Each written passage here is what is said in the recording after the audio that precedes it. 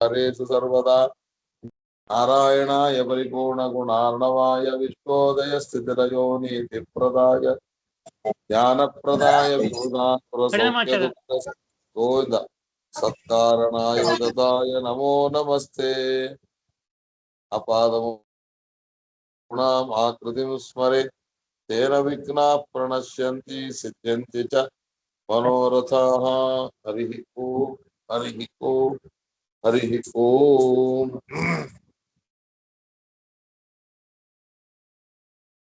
ತಾಂ ಶ್ರುತಿಂ ಪಠತಿ ಶೃಣ್ವೇತಿ ಶೃಣ್ವೇ ವೀರ ಉಗ್ರಮುಗ್ರಂ ದಮಾಯನ್ ಅನ್ಯಮನ್ಯಮತಿನೀಯಮಾನಃ ಏಧಮಾನದ್ಯುಳ್ವಯಸ್ಯ ರಾಜ ಚೋಷ್ಪೂಯತೆ ವಿಷ ಇಂದ್ರೋ ಮನುಷ್ಯ ಋಗ್ವೇದ ಸಂಹಿತೆಯಲ್ಲಿ ಬರತಕ್ಕಂತ ನಿಯಮ ಮಂತ್ರ ಶ್ರುತಿ ಏನದು ಹಿಂದೆ 98 99ರಲ್ಲಿ ಹೇಳಿರ್ತಕ್ಕಂತ ವಿಷಯ ಏನು ಅಂದರೆ ಅಚ್ಛಿದ್ರ ಸೇವನ ಮಾಡೋದ್ರಿಂದ ನಿಷ್ಕಾಮವಾಗಿ ಸೇವೆ ಮಾಡೋದ್ರಿಂದ ಭಗವಂತ ಕಾಣಿಸ್ತಾನೆ.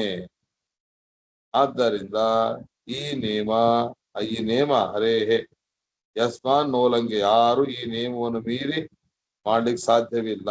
ಭಗವಂತ ಸತ್ಯ ಸಂಕಲ್ಪ ವಿಪರೀತವಾಗಿ ಮಾಡೋದಿಲ್ಲ. ಅವನ ಆ ಚಿತ್ರ ಸೇವರಿಗಾಗಿ ದಾನ ತೀರ್ಥ ಯಜ್ಞ ಪೂರ್ವಾದಿ ಎಲ್ಲಗಳನ್ನು ಮಾಡಬೇಕು. ಭಗವಂತನ ಸೇವೆಯಲ್ಲಿ ಅಂಗವಾಗಿವೆ. ಭಕ್ತಿ ಇದು ಮುಕ್ತಿಗೆ ಕಾರಣ ಅಂತ ಭವಿಷ್ಯತ್ ಪರ್ವದಲ್ಲಿ ಹೇಳಿದ ವಿಷಯ. ಈ ವಿಷಯ ವೇದದಲ್ಲಿ ಹೇಳಿದ್ದಾರೆ. ಏನ್ ಹೇಳಿದ್ದಾರೆ ವೇದದಲ್ಲಿ? ಶೃಣ್ವೆ ವೀರ ಉಗ್ರಮುಗ್ರಂ ದಮಾಯನ್. ವೀರ ಅಂದ್ರೆ ಪ್ರಾರಬ್ಧಾಂತಗಾಮಿ.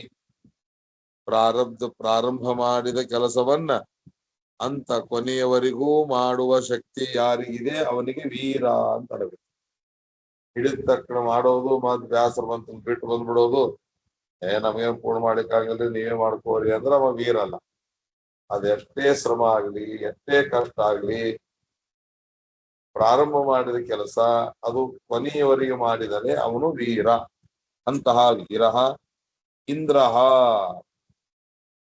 ಇಂದ್ರ ಅಂದ್ರೆ ಪರಮೇಶ್ವರ ಭಗವಂತ. ಹಿಡಿದ ಕೆಲಸವನ್ನು ಕೊನೆಯವರೆಗೂ ಮಾಡುವ ಮತ್ತು ಪರಮೇಶ್ವರನಾದ ಭಗವಂತ ಉಗ್ರಂ ಅಂದ್ರೆ ಉಗ್ರ ಸ್ವಭಾವರಾದ ದೈತ್ಯ ವರ್ಗವನ್ನ, ದೈತ್ಯರ ಸಮೂಹವನ್ನ, ಉಗ್ರ ಸ್ವಭಾವದ ಎಲ್ಲ ದೈತ್ಯರನ್ನ ದಮಾಯನ್ ದಂಡಿಸೋದು, ಶಿಕ್ಷೆ ಕೊಡೋದು. ಎಲ್ಲಿ? ಅಂಧೇ ತಮಸಿ ನಲ್ಲಿ ಅವರನ್ನು ಶಿಕ್ಷಿಸುತ್ತಾ. ಸರ್ವೋತ್ತಮನಾದ ಪರಮೇಶ್ವರನಾದ ಭಗವಂತ, ವೀರ ಶಬ್ದದಿಂದ ಕರೆಯಲ್ಪಡುವ ಭಗವಂತ, ಉಗ್ರ ಸ್ವಭಾವ ದೈತ್ಯರನ್ನ ದಮಾಯನ್ ಅಂದ್ರೆ ಶಿಕ್ಷಿಸುತ್ತಾ, ಅಂದೇ ತಮಸ್ಸಿನಲ್ಲಿ ಶಿಕ್ಷಿಸುತ್ತಾ. ಅನ್ಯಂ ಅಂದ್ರೆ ಉಗ್ರಾದನ್ಯಂ ಅಂದ್ರ ದುಷ್ಟ ಸ್ವಭಾವದಿಂದ ಬೇರೆಯವರಾದ ಅಂದ್ರೆ ಏನು? ಸತ್ ಸ್ವಭಾವದವರನ್ನ ಅತಿನೀಯಮಾನಃ ಅಂದ್ರೆ ಸಂಸಾರವನ್ನ ದಾಟಿಸಿ ಉತ್ತಮವಾದ ಸ್ಥಾನಕ್ಕೆ ಕರೆದುಕೊಂಡು ಹೋಗುತ್ತಾ ಇವರನ್ನ ಅಂಧೇ ತಮಸ್ಸಿನಲ್ಲಿ ಕೆಡುತ್ತಾ. ಯಾರಿಗೆ? ಉಗ್ರ ಸ್ವಭಾವದವರನ್ನ. ಆ ಉಗ್ರ ಸ್ವಭಾವದಿಂದ ಅನ್ಯರಾದ ಸಾತ್ವಿಕ ಸ್ವಭಾವದ ಸಜ್ಜನರನ್ನ ಭಗವಂತ ಅತಿನೇನೀಯಮಾನಃ ಅಂದರೆ ಸಂಸಾರದಿಂದ ದಾಟಿಸಿ ಅಂದ್ರೆ ಉತ್ತಮ ಸ್ಥಾನಕ್ಕೆ ಕರೆದುಕೊಂಡು ಹೋಗುತ್ತಾ. ಇನ್ನ ಏಧಮಾನದ್ವಿಟ್ ಅಂದ್ರೆ ಸ್ವಯೋಗ್ಯತಾತಿರೇಕೇಣ ಯಾರು ಬೆಳಿತಾರೋ ಅವರನ್ನ ದ್ವೇಷ ಮಾಡುವ. ಅಂದರೆ ಏಧಮಾನದ್ವಿಟ್ ಅಂದ್ರ ಅರ್ಥ ಏನು? ಯಾರು ಕೂಡ ತಮ್ಮ ಯೋಗ್ಯತೆಯನ್ನ ಮೀರಿ ಏನೂ ಗಳಿಸೋಂಗಿಲ್ಲ. ಯೋಗ್ಯತೆ ಎಷ್ಟದನೋ ಅಷ್ಟನ್ನೇ ಅವರು ಸಂಪಾದನೆ ಮಾಡಬೇಕು.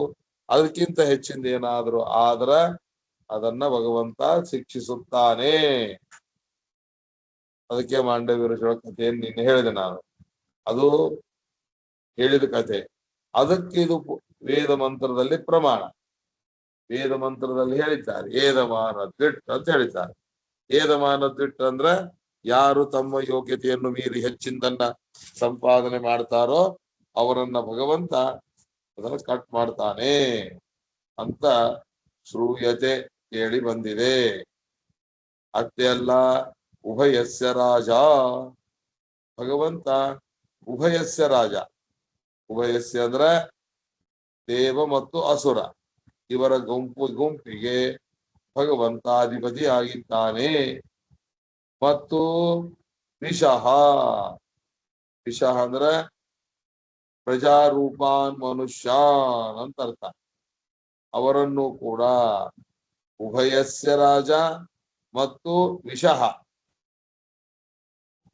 ಆ ಕೇವಲ ರಾಜಸರನ್ನ, ಉಭಯ ಅನ್ನೋ ಶಬ್ದಕ್ಕೆ ಅಲ್ಲಿ ದೇವತೆಗಳು ಮತ್ತು ಅಸುರರು. ದೇವತೆಗಳು ಸಾತ್ವಿಕರಾದರು, ಅಸುರರು ತಾಮಸರಾದರು. ವಿಷಃ ಅಂದ್ರೆ ಪ್ರಜೆಗಳು. ಯಾವ ಪ್ರಜೆಗಳು? ಮನುಷ್ಯ ರೂಪ ಪ್ರಜೆಗಳು. ಮನುಷ್ಯ ರೂಪ ಪ್ರಜೆಗಳು ಅಂದ್ರೆ ಏನು? ಕೇವಲ ರಾಜಸರು. ಅಲ್ಲಿ ಮೇಲೆ ಉಭಯಸ್ಯ ಅನ್ನೋದ್ರ ಕಡೆಗೆ ಸಾತ್ವಿಕ ಮತ್ತು ತಾಮಸರನ್ನು ತೆಗೆದುಕೊಂಡಿದ್ದರಿಂದ ಇಲ್ಲಿ ಕೇವಲ ರಾಜಸರನ್ನು ತೆಗೆದುಕೊಂಡು ಇವರನ್ನ ಚೋಷ್ಕೂಯತೆ, ಈ ಮನುಷ್ಯರನ್ನ ಭಗವಂತ ರಾಜಸರನ್ನ ಚೋಷ್ಕೂಯತೆ, ಚೋಷ್ಕೂಯತೆ ಅಂತ ವೇದ ಶಬ್ದ. ಅದಕ್ಕೆ ಪರ್ಯಾವರ್ತಯತಿ, ಸಂಸಾರದಲ್ಲಿ ಅದು ಸಂಸಾರದಲ್ಲೇನೆ ಅವರನ್ನು ತಿರುಗಿಸ್ತಾನೆ. ದೇವತೆಗಳನ್ನ ಮೋಕ್ಷಕ್ಕೆ ಕರ್ಕೊಂಡು ಹೋಗ್ತಾನೆ, ಅತಿ ನೀನೀಯಮಾನ ಮಾಡ್ತಾನೆ. ಆಮೇಲೆ ಉಗ್ರ ಸ್ವಭಾವದ ತಾಮಸ ಸ್ವಭಾವದವರನ್ನ ಅವರನ್ನ ಭಗವಂತ ಅಂಧೇ ತಮಸದಲ್ಲಿ ಶಿಕ್ಷೆ ಕೊಡ್ತಾನೆ. ವಿಷಃ ಕೇವಲ ಮನುಷ್ಯರನ್ನ, ರಾಜಸರಾದ ಮನುಷ್ಯರನ್ನ ಸಂಸಾರದಲ್ಲಿ ಒಯ್ಯುತ್ತಾನೆ.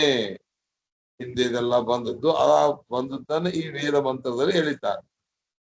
ಪರಾಪೂರ್ವೇಶಾಂ ಸಖ್ಯಾರುಣಕ್ತಿ ವಿತರ್ತುರಾಣೋ ಅಪರೇಭಿರೇತಿ ಮಾನಃ ಪೂರ್ವೀರಿಂದ್ರ ಶರದಸ್ತರ್ತರೀತಿ. ದೇವತೆಗಳಲ್ಲಿ ಪ್ರೀತಿ, ಅಸುರರಲ್ಲಿ ದ್ವೇಷ, ಇದೇನದನೋ ಇದು ಕದಾಪಿ ನ ನಶ್ಯತಿ. ಇದು ಪ್ರೀತಿ ಮಾಡುವ ದೇವತೆಗಳಲ್ಲಿ ಪ್ರೀತಿನೇ ಮಾಡ್ತಾನ, ದೈತ್ಯರಲ್ಲಿ ದ್ವೇಷನೇ ಮಾಡ್ತಾನ. ಅದನ್ನು ಎಂದೂ ಭಗವಂತ ನಾಶ ಮಾಡುವುದಿಲ್ಲ, ವ್ಯತ್ಯಾಸ ಆಗುವುದಿಲ್ಲ, ಚೇಂಜ್ ಆಗಂಗಿಲ್ಲ ಅನ್ನೋ ವಿಷಯದಲ್ಲಿ ಪ್ರಮಾಣ. ಏನ್ ಪ್ರಮಾಣ? ಪರಾಪೂರ್ವೇಶಾಂ ಸಖ್ಯಾವೃಣಕ್ತಿ. ಪೂರ್ವೇಶಾಂ, ಪೂರ್ವೇಶಾಂ ಅಂದ್ರ ಪೂರ್ವಶ್ರುತಿಯಲ್ಲಿ ಹೇಳಿದ ಮುಕ್ತಾನಾಂ ಮತ್ತು ಮುಕ್ತರಾದವರಿಗೆ. ಸಖ್ಯಾನಿ ಪರಾರುಣಕ್ತಿ ಅಂದ್ರ ದೇವತೆಗಳಿಗೆ ವಿರುದ್ಧರಾದ ದೈತ್ಯರನ್ನ, ಅವರ ಜೊತೆಗೆ ಇರುವ ಗೆಳೆತನವನ್ನ ಭಗವಂತ ಬಿಡುತ್ತಾನೆ. ಅಪರೇಭಿಹಿ ಅಪರೈಹಿ, ಅಪರೇಭಿಹಿ ಅಂತಂದ್ರ ಸಾಧುಗಳಿಂದ, ಸಖ್ಯಾನಿ ಏತಿ ಗೆಳೆತನವನ್ನು ಹೊಂದುತ್ತಾರೆ. ದೇವತೆಗಿಂತಲೂ ಪೂರ್ವರಾದ ದೈತ್ಯರು, ದೇವತೆಗಿಂತಲೂ ಪೂರ್ವರಾದ ದೈತ್ಯರು ಅವರ ಜೊತೆಗೆ ಗೆಳೆತನವನ್ನ ಮಾಡಲ್ಲ ಅಂದ್ರೆ ಪ್ರೀತಿ ಮಾಡಲ್ಲ. ಆಮೇಲೆ ಅಪರೇವಿಹಿ ದೇವತೆಗಳಿಂದ ಸಖ್ಯಾ ಋಣಕ್ತಿ, ಸಖ್ಯಾ ಏತಿ ಗೆಳೆತನವನ್ನ ಹೊಂದುತ್ತ. ಅಷ್ಟೇ ಅಲ್ಲದ್ರೇನೆ ಅನಾನುಭೂತಿ ರೌಧೂನ್ಮಾನ ಪೂರ್ವೀರಿಂದ್ರ ಶರದಸ್ತರ್ಥ ರೀತಿ, ಸಮ್ಯಕ್ ಅನುಭವರಹಿತರಾದ ಅವರನ್ನ ಸಂಸಾರದಲ್ಲೇನೆ ತಿರುಗಿಸುತ್ತಾನೆ. ಅಭೂತಿ ಇತಿ ಉಪಾಸಾಂ ಪ್ರಾಪ್ತಾನ್ ಅನಾನುಭೂತಿನ್ ದೈತ್ಯಾನ್, ದೈತ್ಯರನ್ನ ಅಧಃ ಅನ್ನೋದು ತನ್ನರಕೆ, ತನ್ನಾಮಕ ನರಕೆ, ಕ್ಷಿಪನ್ ಧೂನ್ವಾನ ಅಂದ್ರೆ ಒಯ್ಯುತ್ತಾನೆ, ದುಃಖದಿಂದ ಕಂಪಿಸುತ್ತಾನೆ, ಅವರನ್ನ ಅಳಗಾಡಿಸ್ತಾನೆ. ಅತೀತ ಸಂವತ್ಸರಾನಿದಾನಿ ವರ್ತಮಾನಂ ತರ್ಥ ರೀತಿ ಸೇರದ ಅಂದರ ದೇವತೆಗಳ ಜೊತೆಗೆ ಗೆಳತನವನ್ನು ಮಾಡ್ತಾನೆ. ದೈತ್ಯರ ಜೊತೆಗೆ ಗೆಳತನವನ್ನು ಮಾಡೋದಿಲ್ಲ, ಅವರಿಗೆ ಹನ್ನೊಂದು ತಮಸ್ಸಿನಲ್ಲಿ ಹಾಕ್ತಾನೆ ಅಂತ ಇನ್ನೊಂದು ಶ್ರುತಿ. ಇನ್ನ ಚಿತ್ಯುಪನಿಷತ್ತು ಅಂತ ಬರ್ತದೆ. ಪಂಚೋಪನಿಷತ್ತಿನೊಳಗ ಚಿತ್ಯುಪನಿಷತ್ತು ಅಂತ ಒಂದು. ಆ ಚಿತ್ಯುಪನಿಷತ್ತಿನ ಹೇಳ್ತಾರೆ, ತಮೇವಂ ವಿದ್ವಾನ್ ಅಮೃತ ಇಹ ಭವತಿ ನಾಣ್ಯ ಪಂಥಾಯನಾಯ ವಿದ್ಯತೆ. ಇದು ಭಗವಂತನನ್ನ ಈ ರೀತಿಯಾಗಿ ತಿಳಿದುಕೊಂಡ್ರೇ ಅದು ಅಮೃತ. ಭಗವಂತನನ್ನ ನೀವು ಈ ತರ ತಿಳಿದುಕೊಳ್ಳಿಲ್ಲ ಅಂದ್ರೆ ಅದು ಮೋಕ್ಷಕ್ಕೆ ಕಾರಣವಾಗಲ್ಲ. ಇದು ಚಿತ್ತ ಉಪನಿಷತ್ತಿನಲ್ಲಿ. ಇನ್ನು ಶ್ವೇತಾಶ್ವತರ ಉಪನಿಷತ್ತಿನಲ್ಲಿ ಹೇಳಿದ್ದಾರೆ, ತವೇಮಂ ವಿದಿತ್ವಾತಿವೃತ್ತಿ ಮೇತಿ ನಾಣ್ಯ ಪಂಥ ವಿದ್ಯತೆ ಅಯನಾಯ. ದೇವರನ್ನು ಈ ತರ ತಿಳ್ಕೊಂಡಾಗೆ ಅತಿಮೃತ್ಯುವನ್ನು ದಾಟುತ್ತಾನೆ, ಬೇರೆ ಮಾರ್ಗ ಇಲ್ಲ ಮೋಕ್ಷಕ್ಕೆ ಅಂತ ಶ್ವೇತಾಶ್ವತರ ಉಪನಿಷತ್ತಿನಲ್ಲಿದ್ದಾರೆ. ಇನ್ನೊಂದು ಶ್ವೇತಾಶ್ವತರ ಉಪನಿಷತ್ತು ಅಲ್ಲಿ ಹೇಳಿದೆ, ಯಸ್ಯ ದೇವೇ ಪರ ಭಕ್ತಿ ಯಥಾ ದೇವೇ ತಥಾ ಗುರು ತಸ್ಯೇತೆ ಕಥಿತಾ ಅರ್ಥ ಪ್ರಕಾಶಂತೆ ಮಹಾತ್ಮನ.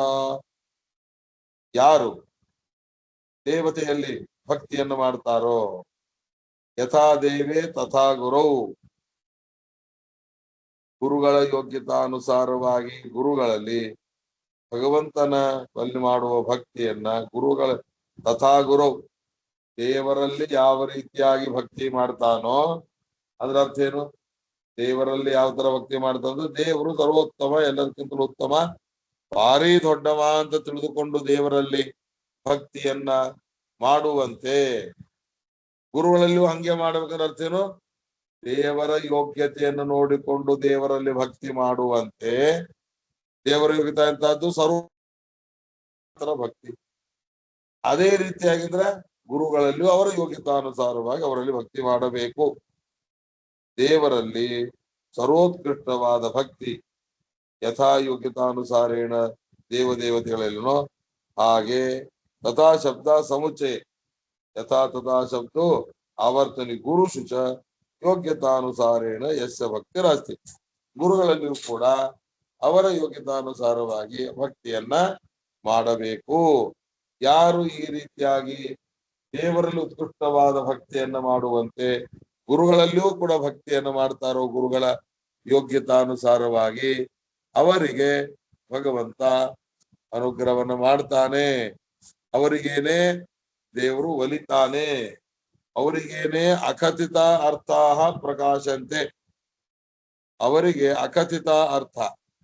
ಅಕಥಿತ ಅರ್ಥ ಅಂದ್ರ ಯಾವ ಅರ್ಥ ಹೇಳಿಲ್ಲನೋ ಗೊತ್ತಾಗಿಲ್ಲನೋ ಅಂತ ಅರ್ಥ ಅವರಿಗೆ ತೋರುತ್ತದೆ.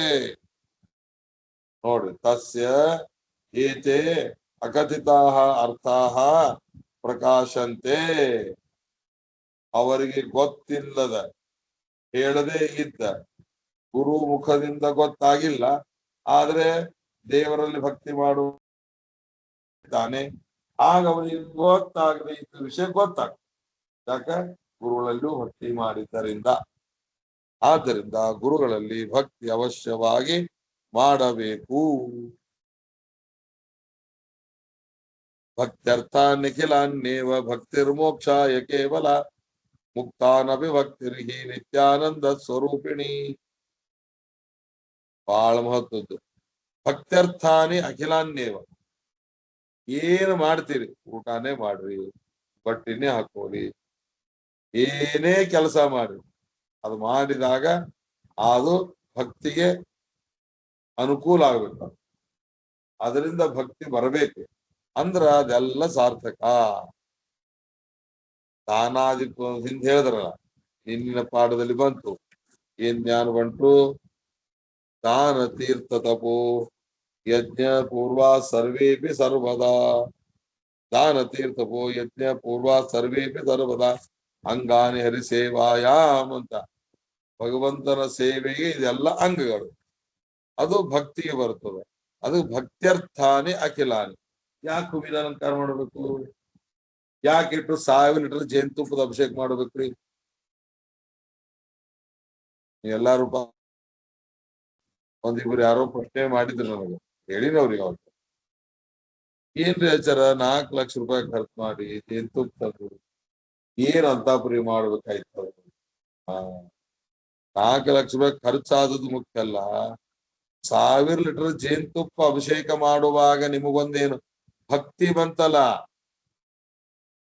ಏನಪ್ಪಾ ಮಧ್ವಾಚಾರ್ಯರಿಗೆ ಮಧು ಅವ್ರಿಗೆ ಬಹಳ ಸೇರ್ತದ ಅಂತದನ್ನ 1000 ಲೀಟರ್ ಅಭಿಷೇಕ ಮಾಡಿದ್ರಿ ಸ್ವಾಮಿಗಳು, ಮಾಡಿದ್ರು.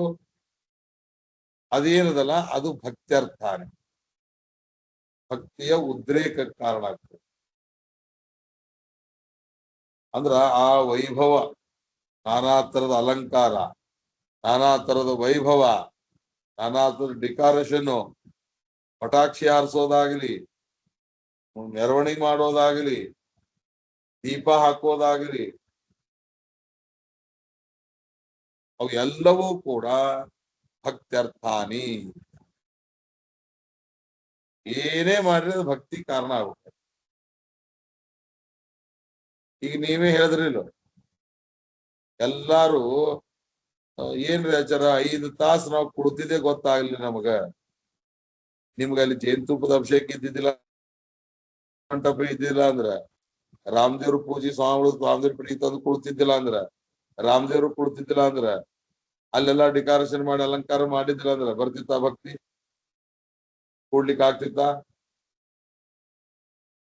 ಅಂದ್ರ ಅವೆಲ್ಲಾ ವಾತಾವರಣ ನಮಗ ಭಕ್ತಿಗೆ ಕಾರಣ ಆಗ್ತಾವ.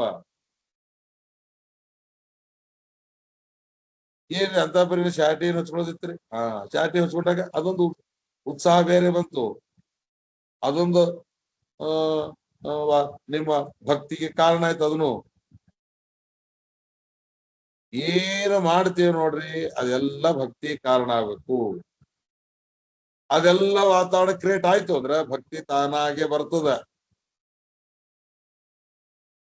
ನನಗ್ ಮಿನಿಮಮ್ 1500 1600 ಮಂದಿ ಒಳಗ ಒಂದು 600 700 ಮಂದಿ ನನಗ್ ಭೇಟಿಯಾಗಿ ಹೇಳ್ಯಾರ, ಆಚಾರ ನಾವು 4 ತಾಸು 5 ತಾಸು ಕೂಡ್ತೀವಿ ಅಂತ ಅನ್ಕೊಂಡಿದ್ದೇ ಇಲ್ಲ, 10 ಸಲ ಎದ್ದು ಹೋಗ್ತಿದ್ದೇವೇನೋ ಅಂತ ಅನಿಸ್ತಿತ್ತು.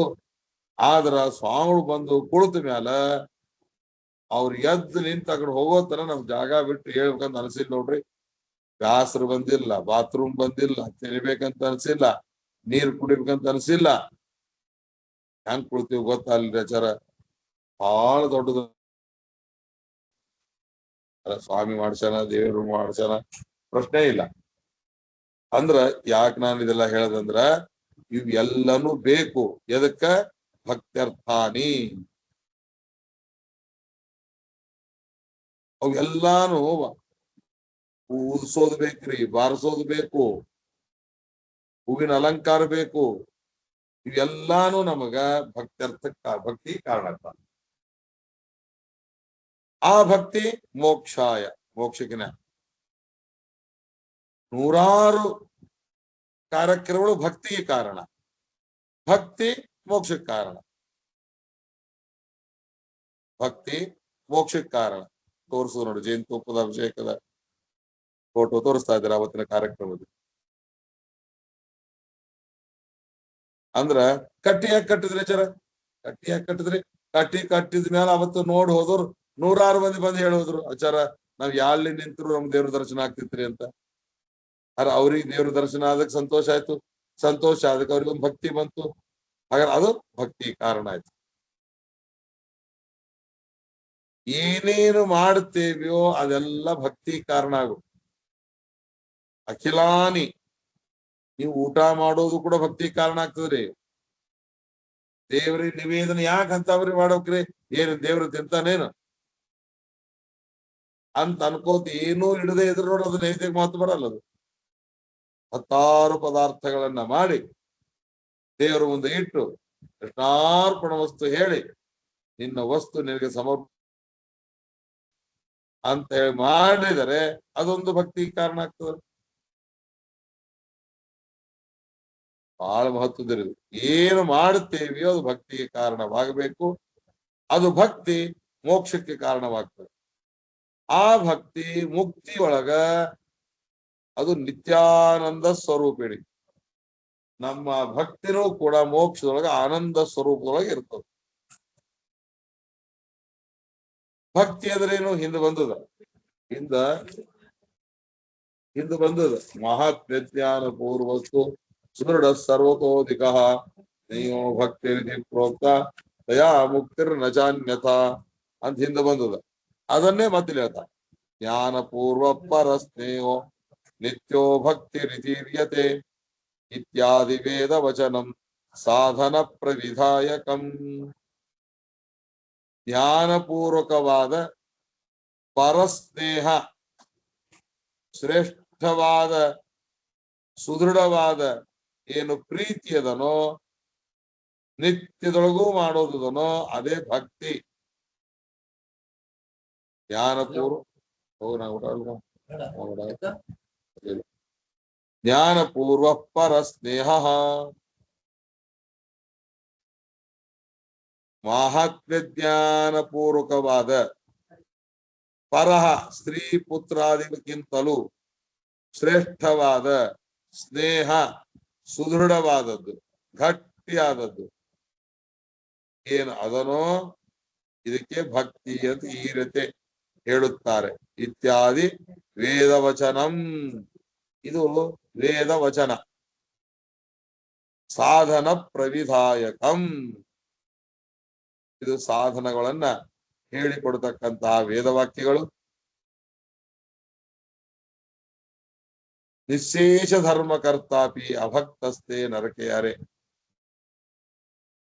ಎಲ್ಲಾ ಧರ್ಮ ಮಾಡ್ತಾನ ಆದ್ರೆ ಭಕ್ತಿ ಇಲ್ಲ. ಎಲ್ಲಾ ಧರ್ಮ ಮಾಡ್ತಾನ ಆದ್ರ ಅಭಕ್ತ, ಅವನಿಗೆ ನರಕರೇ ಸದಾ ತಿಷ್ಠತಿ, ಅವನ ನರಕಕ್ಕೆ ಹೋಗ್ತಾನೆ. ದಾನ ಧರ್ಮ ಮಾಡ್ಯಾನ ಕರೆ ದೇವ್ರ ಭಕ್ತಿ ಇಲ್ಲ. ದಾನ ಧರ್ಮ ಮಾಡ್ಯಾನ ಆದ್ರ ಭಕ್ತಿ ಇಲ್ಲ. ಭಕ್ತಿ ಇಲ್ಲದೆ ಮಾಡಿದ ದಾನ ಧರ್ಮಗಳು ಅವು ಎದಕ್ಕೂ ಉಪಯೋಗವಿಲ್ಲ. ಅದು ನಮ್ಮನ್ನು ನರಕಕ್ಕೆ ಒಯ್ದು ಹಾಕ್ತದೆ. ಭಕ್ತಸ್ಸೇ, ಭಕ್ತನಾಗ್ಯಾನ ಆದ್ರ ಬ್ರಹ್ಮ ಹತ್ಯೆ ಮಾಡ್ಯಾನ, ಆದ್ರ ಮುಕ್ತನಾಗ್ತಾನೆ. ಅಭಕ್ತನಾಗಿ ಬೇಕಾದಷ್ಟು ಧರ್ಮ ಮಾಡಿದರೂ ಉಪಯೋಗವಿಲ್ಲ. ಭಕ್ತನಾಗಿ ಏನೋ ಒಂದು ತಪ್ಪು ಕೆಲಸ ಮಾಡಿದರೂ ಅವನಿಗೆ ನರಕಿಲ್ಲ. ದೇವರು ಅದನ್ನು ಪರಿಹಾರ ಮಾಡ್ತಾನೆ.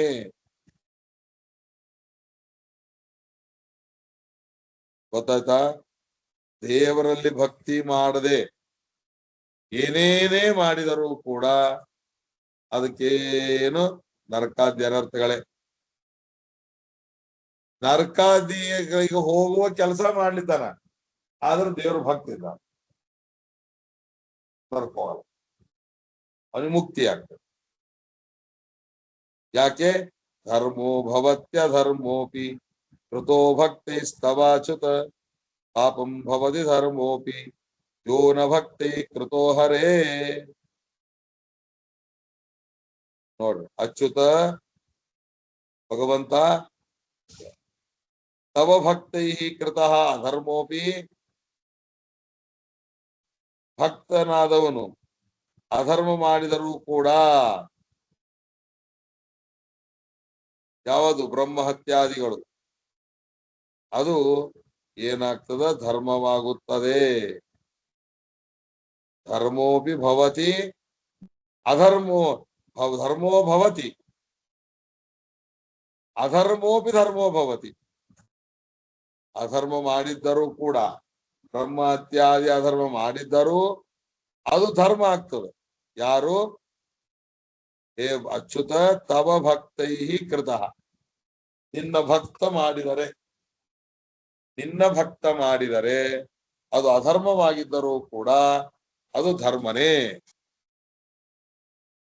ಪಾಪಂ ಭವತಿ ಧರ್ಮೋಪಿ, ಧರ್ಮ ಮಾಡಿದರೂ ಕೂಡ ಪಾಪ ಆಗ್ತದೆ. ಯಾರು? ಹೇ ಹರೇ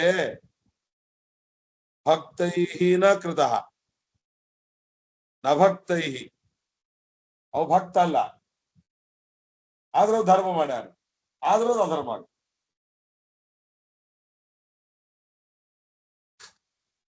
ಭಕ್ತ ಅಲ್ಲ, ಧರ್ಮ ಮಾಡ್ಯಾನ, ಆದರೂ ಅದು ಅಧರ್ಮಕ್ಕೆ ಕಾರಣ, ಅಧರ್ಮದ ಫಲ ಕೊಡುತ್ತದ. ಆಗ್ಯಾನ, ಅಧರ್ಮ ಮಾಡ್ಯಾನ, ಆದರೂ ಅದು ಧರ್ಮ ಆಗ್ತದೆ. ಆದ್ರೆ ಹಾಗಾದ್ರೆ ಎಲ್ಲಿ ಮಹತ್ವ ಬಂತಾಗಾದ್ರೆ ಭಕ್ತನಾಗೋದಕ್ಕೆ ಮಹತ್ವ ಇದೆ. ಭಕ್ತನಾಗಿ ತಪ್ಪು ಮಾಡಿದರೆ ದೇವರು ಕ್ಷಮಿಸಿ ಅದನ್ನು ಧರ್ಮದೊಳಗೆ ಪರಿವರ್ತನೆ ಮಾಡ್ತಾನೆ. ಭಕ್ತನಾಗದೇ ಧರ್ಮ ಮಾಡಿದರೆ ಆ ಧರ್ಮನು ಅಧರ್ಮಕ್ಕೆ ಒಯ್ತಾನೆ. ಆ ಕಡೆ ಭಕ್ತ್ಯಾ ತ್ವನನ್ಯಯಾ ಶಕ್ಯ ಅಹಮೇವಂ ವಿದೋರ್ಜುನ ಜ್ಞಾತುಂ ದ್ರಷ್ಟುಂಚ ತತ್ವೇನ ಪ್ರವೇಷ್ಟುಂಚ ಪರಂತಪ. ಇವೆಲ್ಲ ಮಹಾಭಾರತ, ಇವೆಲ್ಲ ಯಾಕ ಇವೆಲ್ಲ ಎಂತಾರ ಪಾಯಿಂಟ್ ಇದ್ದಂಗ್ರಿ. ಎಲ್ಲಾ ಪಾಯಿಂಟ್ಗಳನ್ನ ನೆನಪಿಡ್ಕೋರಿ ನೀವು. ಮುಂದೆ ಮಹಾಭಾರತ ರಾಮಾಯಣಗಳಲ್ಲಿ ಈ ಲಾಗಳು ಅಲ್ಲಿ ಉಪಯೋಗ ಬರ್ತಾವ. ಭಕ್ತ್ಯಾ ತ್ವನನ್ಯಯಾ ಶಕ್ಯ ಅಹಮೇವಂ ವಿದೋರ್ಜುನ ಜ್ಞಾತುಂ ದ್ರಷ್ಟುಂಚ ತತ್ವೇನ ಪ್ರವೇಷ್ಟುಂಚ ಪರಂತಪ. ಹೇ ಪರಂತಪ, ಹೇ ಅರ್ಜುನನೇ, ಭಕ್ತ್ಯಾ ಭಕ್ತಿಯಿಂದ, ಎಂತ ಭಕ್ತಿ? ಅನನ್ಯಯ ಭಕ್ತ್ಯ, ಅನನ್ಯ ಭಕ್ತಿಯಿಂದ ನಾನು ಕಾಣ್ಲಿಕ್ ಸಾಧ್ಯ, ಸಿಗ್ಲಿಕ್ ಸಾಧ್ಯ. ಅತಿಶಯಿತವಾದ ಭಕ್ತಿಯಿಂದ ನನ್ನನ್ನು ನೋಡಲು ಸಾಧ್ಯ, ನನ್ನನ್ನು ತಿಳಿದುಕೊಳ್ಳಿಕ್ಕೆ, ನನ್ನನ್ನು ನೋಡ್ಲಿಕ್ಕೆ, ಮತ್ತು ಯಥಾವತ್ ಪರೋಕ್ಷೇಣ ಜ್ಞಾತು ತತ್ವೇನ ಜ್ಞಾತು ತತ್ವೇನ ದ್ರಷ್ಟು. ತತ್ವೇ ಅರ್ಜುನಿಗೆ ರಥದಲ್ಲಿ ಕುಳಿತಾಗ ಅರ್ಜುನಿಗೆ ಕೆಟ್ಟ ಪರಮಾತ್ಮ ಗೀತೆಯಲ್ಲಿ ಹೇಳಿದ ಶ್ಲೋಕ ಇದು. ಅದಕ್ಕೆ ಆ ಫೋಟೋವನ್ನು ತೋರಿಸ್ತಾ ಇದ್ದಾರೆ. ಅರ್ಜುನ ಯುದ್ಧ ಬೇಡ ಅಂತ ಕುಳಿತಾಗ ಉಪದೇಶಕ್ಕಾಗಿ ಹೊರಟ ಭಗವಂತ ಅಲ್ಲಿ ಬರುವ ಗೀತೆಯಲ್ಲಿ ಬರುವ ಶ್ಲೋಕ. ಹೇ ಅರ್ಜುನ, ಅನನ್ಯಯ ಭಕ್ತ್ಯ ಏವಂ ವಿಧ ವಿಶ್ವರೂಪವನ್ನು ನಾನು ನಿಮ್ಗೆ ತೋರಿಸಿದ್ದೇನೆ. ಈ ವಿಶ್ವರೂಪ ರಮಾ ಬ್ರಹ್ಮಾದಿಷು ಕ್ರಿಯಮಾಣಾಯ ಭಕ್ತೇ ಅತಿಶಯತೆಯ ಭಕ್ತ್ಯ, ಅನನ್ಯವಾದ ಭಕ್ತಿ. ಅನನ್ಯ ಭಕ್ತಿ ಅನ್ನೋ ಶಬ್ದಕ್ಕೆ ಅರ್ಥ ಬರೀತಾರೆ, ರಮಾ ಬ್ರಹ್ಮಾದಿಗಳಲ್ಲಿ ಮಾಡುವ ಭಕ್ತಿಗಿಂತಲೂ ಅತಿಶಯವಾದ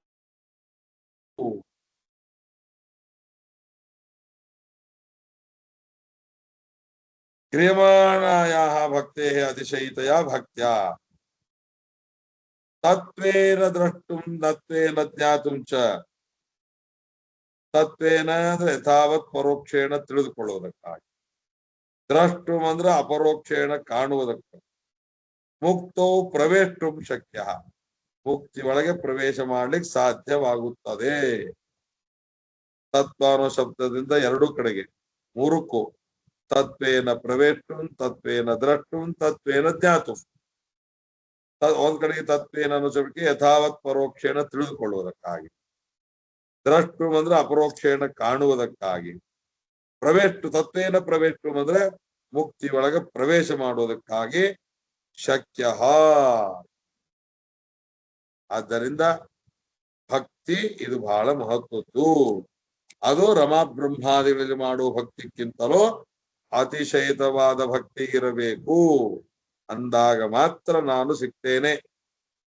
ಅನಾದಿದ್ವೇಷಿಣೋ ದೈತ್ಯ ವಿಷ್ಣೋದ್ವೇಷೋ ವಿವರ್ಧಿತ ತಮಸ್ಸಂಧೆ ಪಾತಯತಿ ದೈತ್ಯಾನಂತೆ ವಿನಿಶ್ಚಯ. ಅನಾದಿದ್ವೇಷಿಣೋ ದೈತ್ಯ,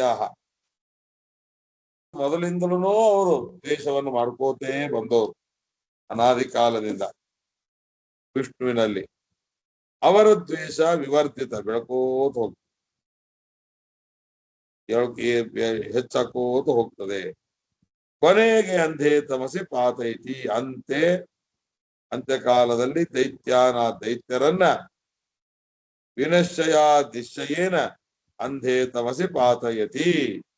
ಅವರ ದ್ವೇಷ ಹೇಗೆ ವಾಯುದೇವರಲ್ಲಿ ಭಕ್ತಿ ಬೆಳ್ಕೋತ ಹೋಗ್ತದೆ, ವಾಯುದೇವರಲ್ಲಿ ಜ್ಞಾನ ಬೆಳ್ಕೋತ ಹೋಗ್ತದೆ, ಹೇಗೆ ವಾಯುದೇವರ ಜ್ಞಾನ ಭಕ್ತಿ ವೈರಾಗ್ಯಗಳು ಕೂತವರಲ್ಲಿ ಬೆಳೀತಾ ಹೋಗ್ತದನೋ ಹಾಗೆ ದೈತ್ಯರಿಗೆ ದ್ವೇಷ ಅದು ಬೆಳೀತಾ ಬೆಳೀತಾ ಹೋಗ್ತದೆ. ಸಮೃದ್ಧನಂತರ ಅವರು ನಿಶ್ಚಯೇನ ಅಂದಂತಮಸಿ ಬೀಳುತ್ತಾರೆ, ಅವರು ಅಂದಂತಮಸಿ ಹಾಕ್ತಾರೆ.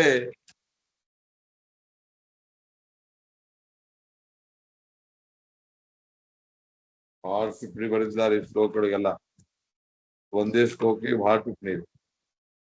ಪೂರ್ಣ ದುಃಖಾತ್ಮಕೋ ದ್ವೇಷ, ಅದು ಯಾವಾಗ ಅದು ಪೂರ್ಣ ದುಃಖ ಸ್ವರೂಪವಾಗ್ತದೋ ದ್ವೇಷ, ಆಗದು ಅನಂತವಾಗಿ ಉಳಿತದೆ. ತಮಸ್ಸಂದೆ ನಿಶೇಷ ಸುಖವರ್ಜಿತೆ, ಸ್ವಲ್ಪ ಸುಖದ ಝಳಕನೂ ಇಲ್ಲ, ಅಲ್ಲಿ ಸಂಪರ್ಕನೂ ಇಲ್ಲ, ಸುಖದ ಸಂಪರ್ಕನೂ ಇಲ್ಲದಿರುವ ತಮಸ್ಸಿನಲ್ಲಿ ಅವರನ್ನ ಹಾಕ್ತಾರೆ. ಜೀವ ಯಾರಪ್ಪ, ಯಾರು ಅಂದಂತ ತಮಸ್ಸಿಗೆ ಹೋಗ್ತಾರ ಅಂದ್ರ ಜೀವಾಭೇದ ಬಹಳ ವಿರುದ್ಧವಾದದ್ದು ಇದು.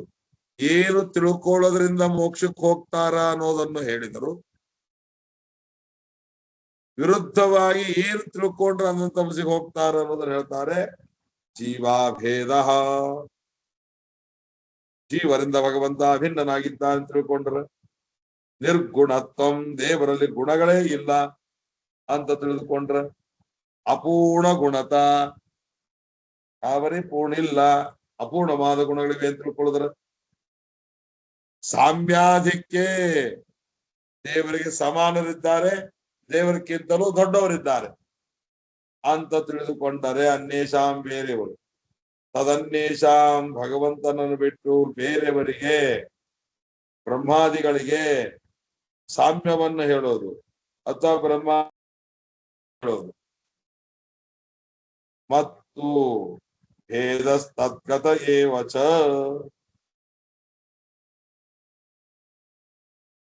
ನೀಚಸ್ಯ ಸಮಯಸ್ಯ ವಾ ಅಧಿಕತ್ವೇನ ಜ್ಞಾನಂ, ಅನ್ಯೇಷಾಂ, ಬೇರೆಯವರಿಗೆ ಹರೇ ಸಕಾಶಾತ್ ಆಧಿಕ್ಯಂ, ಮತ್ತು ತದ್ಗತ ಭೇದ, ಭಗವಂತನ ಅವತಾರಗಳಲ್ಲಿ ಭೇದವಿದೆ, ಅವಯವ ಭೇದವಿದೆ ಅಂತ ತಿಳ್ಕೊಳ್ಳೋದು. ಪ್ರಾದುರ್ಭಾವಗಳಲ್ಲಿ ವ್ಯತ್ಯಾಸವಿದೆ ಅಂತ ತಿಳಿದುಕೊಳ್ಳೋದು. ಭಗವಂತನ ಭಕ್ತರಿಗೆ ದ್ವೇಷ ಮಾಡೋದು, ಭಗವಂತನನ್ನು ತಿಳಿಸಿಕೊಡುವ ಪ್ರಮಾಣಗಳನ್ನ ನಿಂದನೆ ಮಾಡೋದು, ಇವೆಲ್ಲ ದ್ವೇಷ. ಈತೆ ದ್ವೇಷ ಅಖಿಲ ಮತ. ದ್ವೇಷ ಯಾವ್ರಪ್ಪ? ಜೀವಾಭೇದ, ನಿರ್ಗುಣತ್ವ, ಅಪೂರ್ಣ ಗುಣತ, ಸಾಮ್ಯ ಆದಿತ್ಯ, ಮತ್ತು ಭಗವಂತನ ರೂಪಾವಯವಗಳಲ್ಲಿ ಭೇದ, ಪ್ರಾದುರ್ಭಾವಗಳಲ್ಲಿ ವ್ಯತ್ಯಾಸ, ಭಗವಂತನ ಭಕ್ತರ ದ್ವೇಷ, ಮತ್ತು ಭಗವಂತನನ್ನು ತಿಳಿಸಿಕೊಡುವ ಪ್ರಮಾಣಗಳ ನಿಂದ. 10 ಅದು ರೀ. 10 ಯಾವ 10? ಒಂದು ಅಂತ ತಿಳ್ಕೊಳ್ಳೋದು, ದೇವರಲ್ಲಿ ಗುಣಗಳಿಲ್ಲ ಅಂತ ತಿಳ್ಕೊಳ್ಳೋದು, ಅಪೂರ್ಣ ಗುಣತ್ವಗಳಿವೆ ಅಂತ ತಿಳ್ಕೊಳ್ಳೋದು, ದೇವರಿಗೆ ಸಮಾನರಾದವರಿದ್ದಾರೆ ಅಂತ ತಿಳ್ಕೊಳ್ಳೋದು, ದೇವರಿಗೆ ದೇವರಿಗಿಂತಲೂ ದೊಡ್ಡವರಿದ್ದಾರೆ ಅಂತ ತಿಳ್ಕೊಳ್ಳೋದು, ಭಗವಂತನ ರೂಪಗಳಲ್ಲಿ ಭೇದವನ್ನು, ಅವಯವ ಚಿಂತನ, ಅವಯಗಳಲ್ಲಿ ಭೇದ ಚಿಂತನವನ್ನು ಮಾಡೋದು, ಭಗವಂತನ ಪ್ರಾದುರ್ಭಾವಗಳಲ್ಲಿ ವ್ಯತ್ಯಾಸವಿದೆ ಅಂತ ತಿಳ್ಕೊಳ್ಳೋದು, ದೇವರ ಭಕ್ತರ ದ್ವೇಷ ಮಾಡೋದು, ತತ್ಪ್ರಮಾಣಸ್ಸನಿಂದ, ಆ ಭಗವಂತನ ಹೇಳಿಕೊಡುವ ಪ್ರಮಾಣಗಳನ್ನ ದ್ವೇಷ ಮಾಡೋದು. ಈತ ಏನದನೋ ಇದು ನಿಂದ. ತಸ್ಯ ವಿಷ್ಣೋಹೋ ದ್ವೇಷ ನಿಂದನಯೋಹೋ ಸ್ವರೂಪೇಣಯೋ ದ್ವೇಷತ್ವಂ ನತು ಏತಜ್ಞಾನಸ್ಯ ಇತಿ ಏವ ಕಾರಣದ್ಯಾಪಯತಿ. ತಸ್ಯ ವಿಷ್ಣೋಹೋ ಸರ್ವೋತ್ತಮತ್ವ ಗುಣಪೂರ್ಣತ್ವಾದಿ ಪ್ರತಿಪಾದಕ ಪ್ರಮಾಣಸ್ಯ ನಿಂದ. ದೇವರ ಗುಣಪೂರ್ಣತ್ವ ಪ್ರಮಾಣವನ್ನು ಹೇಳುವ ಪ್ರಮಾಣಗಳನ್ನು ಅವುಗಳನ್ನು ನಿಂದಿಸೋದು. ಇವೆಲ್ಲವೂ ಕೂಡ ನವವಿಧ ದ್ವೇಷಗಳು ಅಂತ ಕರೀತಾರೆ. ನವವಿಧವಾದ ಭಕ್ತಿಗಳು ಅಂತ ಹೆಂಗ್ ಕರೀತಾರೋ ಹಾಗೆ ನವವಿಧವಾದ ದ್ವೇಷಗಳು. 1 2 3